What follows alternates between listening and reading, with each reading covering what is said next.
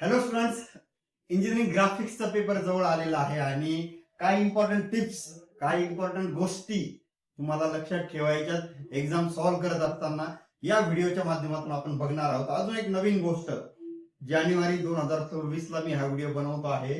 End same एक्झामची 70 मार्कची ग्राफिक्सची यादी असायची. आता एक मेसेज येतोय व्हॉट्सअप ग्रुपला सगळीकडे की 60 मार्कसाठी 60 मार्कसाठी पेपर असणार आहे. तर मार्किंग स्कीम कशी असेल, युनिट वाईज काय काय तुम्हाला लक्षात ठेवायचंय, कुठल्या गोष्टींवर फोकस करायचा आहे, सगळं आपण डिस्कस करूया. अक्षय व्ह्यू पॉइंट या माझ्या युट्यूब चॅनल बरोबर कनेक्टेड राहा आणि बरेचसे व्हिडिओ इंजिनिअरिंग ग्राफिक्सचे या युट्यूब चॅनलवर आहेत. चला तर आपण व्हिडिओ सुरू करूयात. सगळ्यात पहिले मी नवीन जानेवारी 2024 पासून जी मार्किंग स्कीम म्हणत आहे, ऑफिशियल सर्क्युलर मी पण त्याचा अजून बघितलं नाहीये, ठीक आहे. पण स्कीम अशी असेल, पहिले 70 मार्कचा पेपर होता, आता 60 मार्क्सचा आलाय. तर मग कशा पद्धतीने स्वरूप असेल टेंटेटिव्ह दिलंय. क्वेश्चन नंबर 1 और 2 projection of line unit number 1 वर असेल. आधी 12 मार्क्ससाठी होतं, आता 10 मार्क्ससाठी क्वेश्चन असेल. 1 और 2 पैकी एकच सॉल्व्ह करायचा आहे. Okay.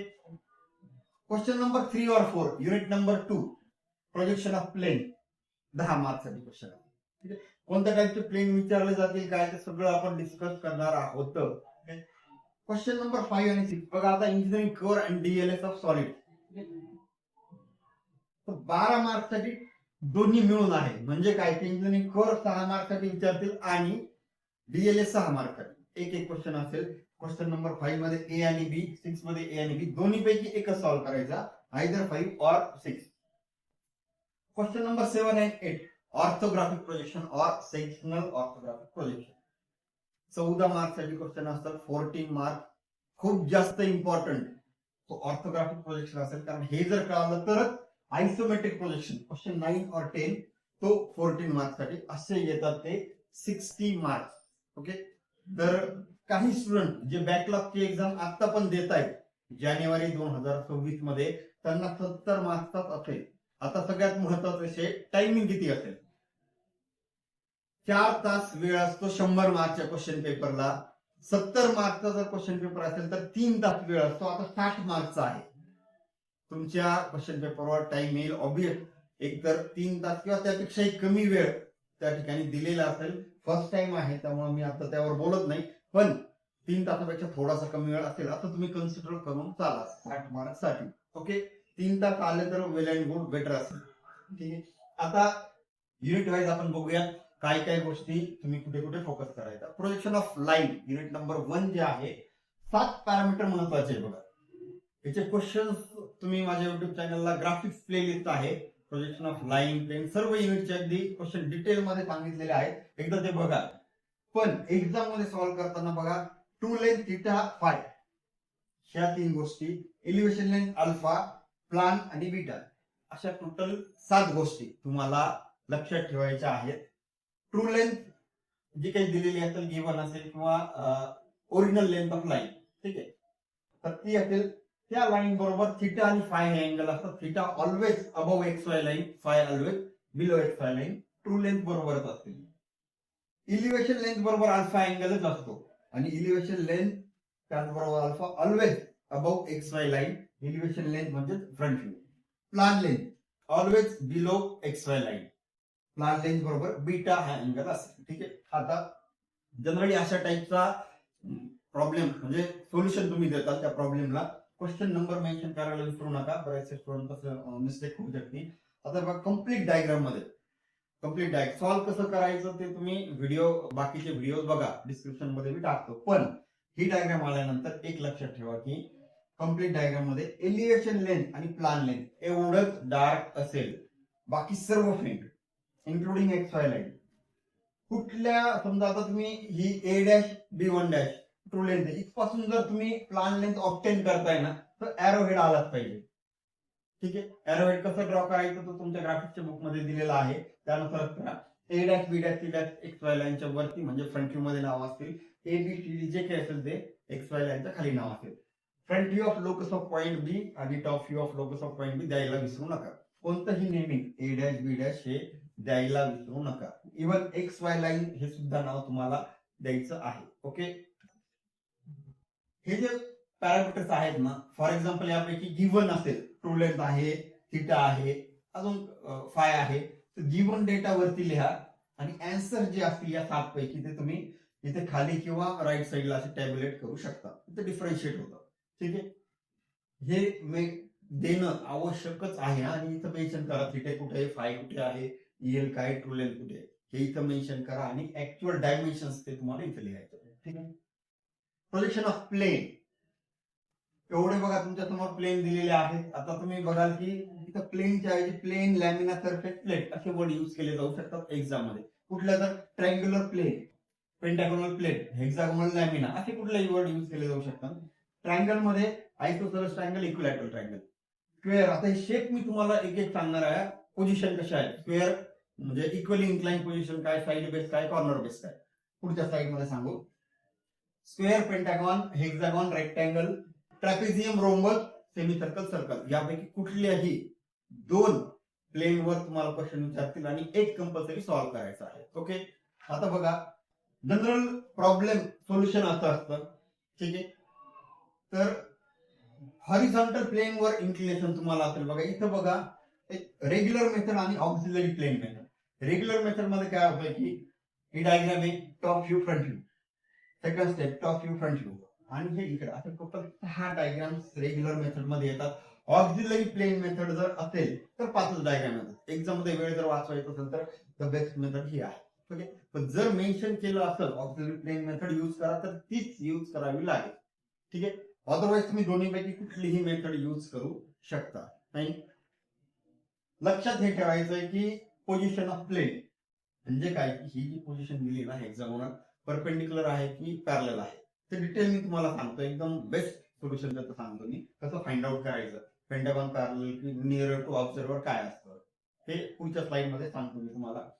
Inclination angle, dark line, faint lines, यामध्ये प्रोजेक्शन लाईन्स जे असतील त्या फेंट असतील आणि ज्या ऍक्च्युअल ऑब्जेक्ट आहे किंवा प्लेन आहे, प्लेट आहे ते डार्क लाईन असतील. ठीक आहे, इथं पण नंबरिंग नेमिंग द्यायला तुम्हाला विसरायचं नाहीये.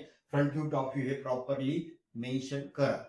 ठीक आहे, A dash, B dash, C dash X Y लाईनच्या वरती, एबीसीडी एक्स वाय लाईनच्या खाली.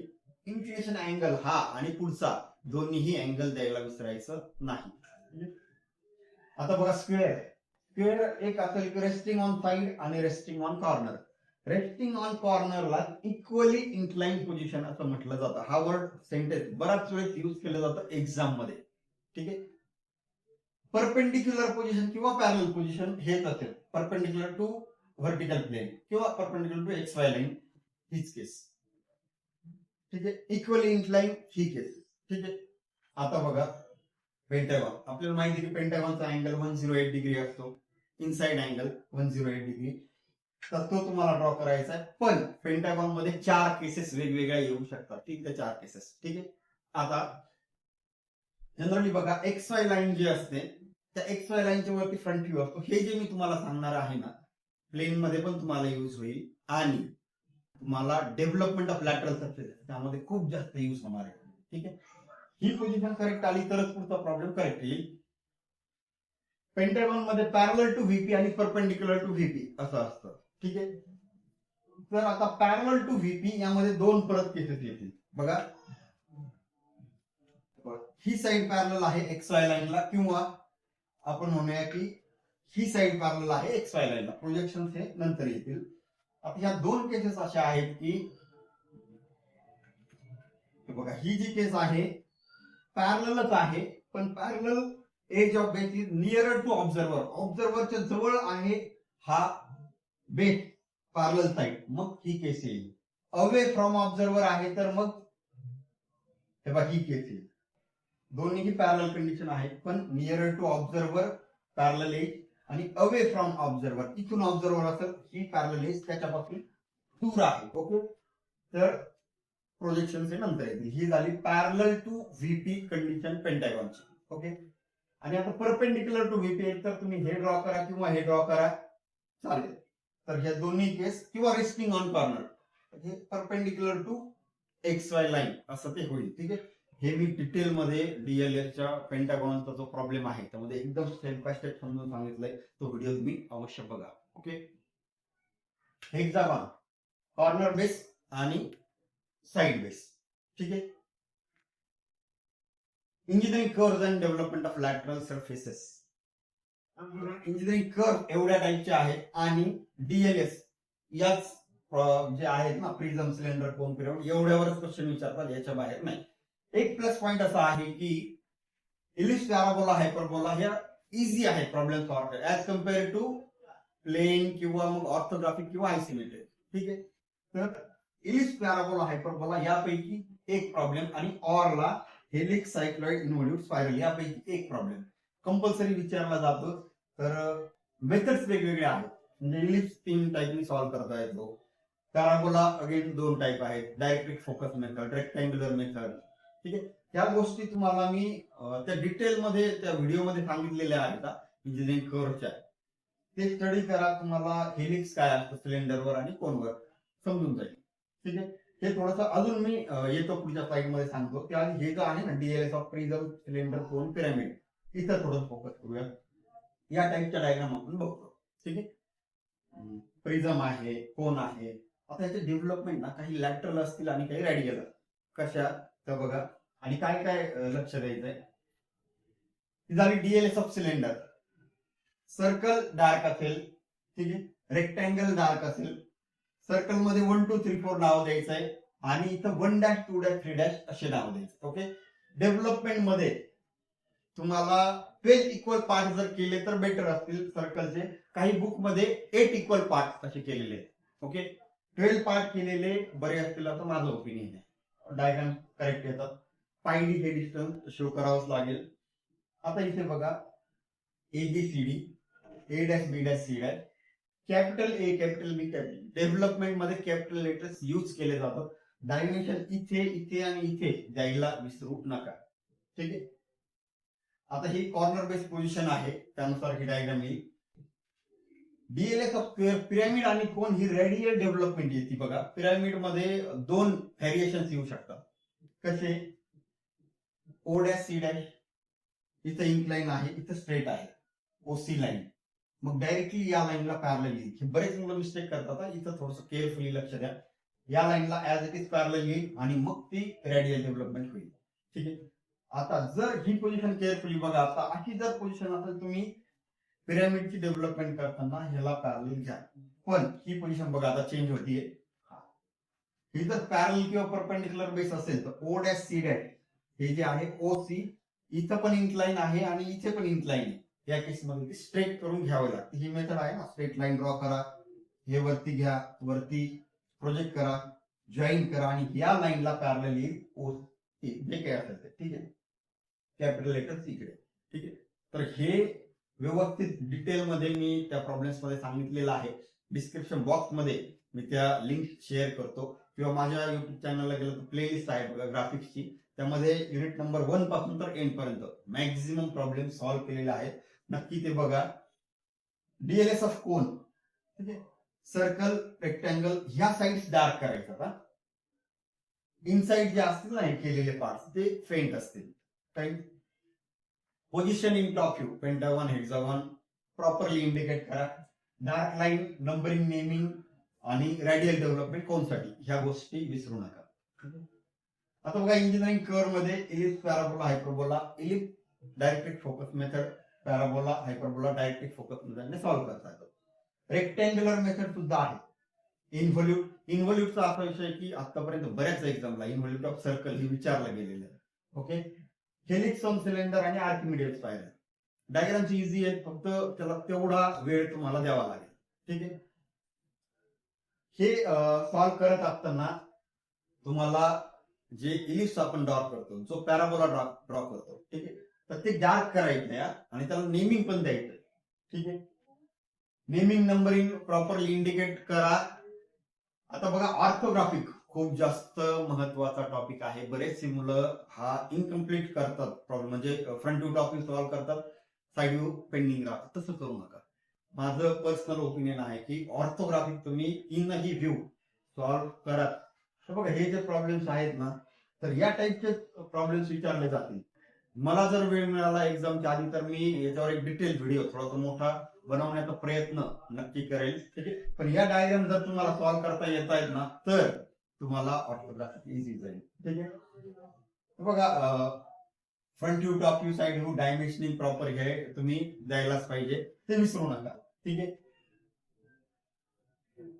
हा आता ऑर्थोग्राफिक सॉल्व्ह करत असताना तुम्हाला या गोष्टींवर लक्ष द्यायचंय. 14 किंवा 16 मार्क्सला जसं पॅटर्न आहे त्यानुसार ते व्हॅरी होईल. हायेस्ट वेटेज ज्याला ऑर्थोग्राफिक येईल त्याला आयसोमेट्रिक येईल कन्फर्म. डायमेन्शन द्यायला विसरायचं नाहीये तीनही व्ह्यू मध्ये, फ्रंट व्ह्यू, टॉप व्ह्यू आणि साइड व्ह्यू. बरेचसे मुलं काय करतात की फ्रंट व्ह्यू, टॉप व्ह्यू मध्ये डायमेन्शन देतात, साइड व्ह्यू मध्ये डायमेन्शन द्यायला विसरतात.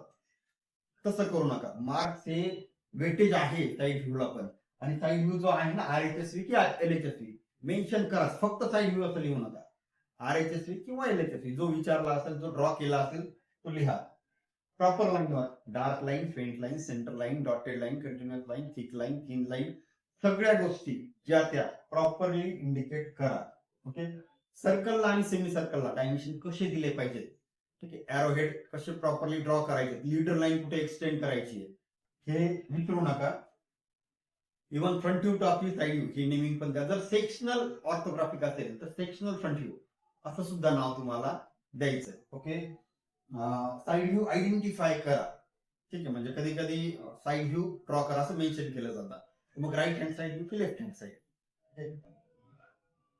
तीनही व्ह्यू ड्रॉ करा. एवढ्या गोष्टी ऑर्थोग्राफिक सॉल्व्ह करताना तुम्हाला लक्षात ठेवायच्या आहेत. ओके, सगळ्यात महत्वाचं आहे, परत रिपीट करतो मी, ऑर्थोग्राफिक आयसोमेट्रिक अटेम्प्ट कराच.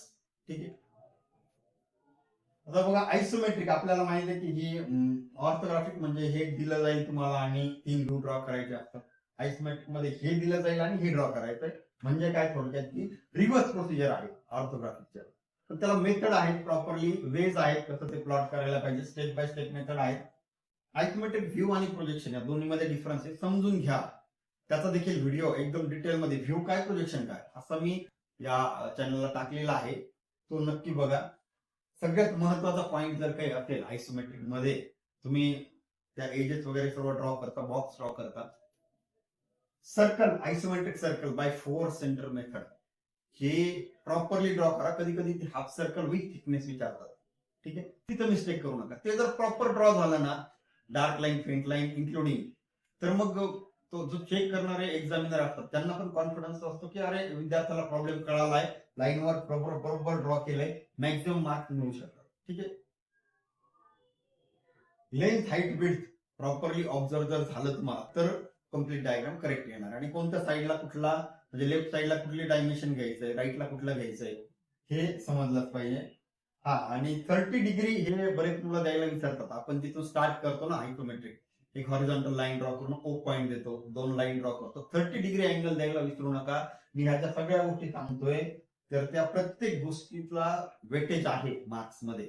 ओके, जिथे काही वेळेस काय होतं बघा, 2च व्ह्यू दिले जाते, फ्रंट व्ह्यू, टॉप व्ह्यू आणि आयसोमेट्रिक ड्रॉ करायचं आपण. त्या केसमध्ये कसं ड्रॉ करायचं त्यावर देखील एक व्हिडिओ मी या चॅनलवर आहे, तो बघा. ठीक आहे, ते आयडेंटिफाय करता आलं पाहिजे. साइड व्ह्यू जरी दिला असेल किंवा नसेल, किंवा 2च व्ह्यू दिले. ठीक आहे, तर हे झालं आयसोमेट्रिक. आता ही मार्किंग स्कीम तुम्हाला सांगितली आहे कम्प्लीट तुमच्या. आता हे सगळ्यात महत्वाचं असलं, पूर्ण ड्रॉइंग शीटवर ह्या गोष्टींची काळजी तुम्हाला घ्यायची आहे. प्रॉपर लाईन वर्कचेच मार्क्स आहेत ग्राफिक्स मध्ये. त्याचं लाईन वर्क स्ट्रॉंग आहे, चांगलं आहे, प्रॉपर आहे, त्याला मार्क जास्तीत जास्त मिळतात. प्रॉपर डायमेन्शनिंग द्यायला विसरू नका कुठल्याही प्रॉब्लेम मध्ये. ठीक आहे, अँगल रिप्रेझेंटेशन युनिट नंबर 2 मध्ये असेल, 1 मध्ये असेल, जिथे कुठे असेल अँगल रिप्रेझेंट करता आलाच पाहिजे.